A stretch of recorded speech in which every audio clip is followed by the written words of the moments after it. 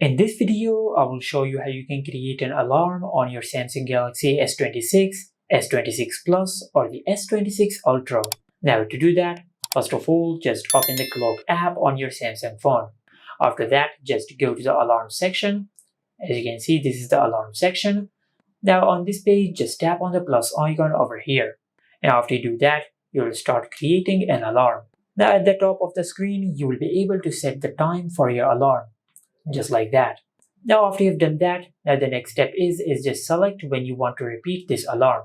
For example, if I select only Monday, the alarm will only ring every Monday.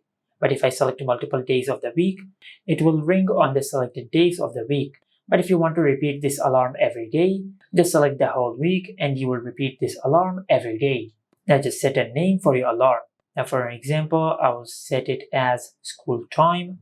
Now after you set a name for your alarm, then just scroll down, and from here you can enable or disable the ring sound of the alarm, and you can even change the ringtone of the alarm.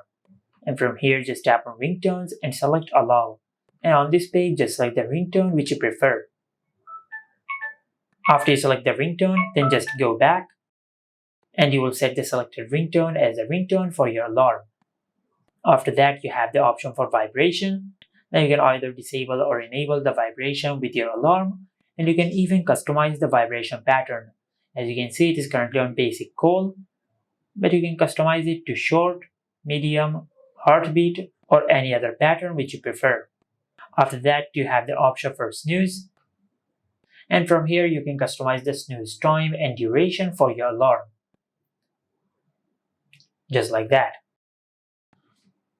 Now if you want to set a custom background for your alarm, you can do it from here. Just tap on background, and from here just select a background for your alarm. You can either select any of the backgrounds which are available over here, or you can select a background from your photos. Select photos and select a photo for your alarm. Then tap on done.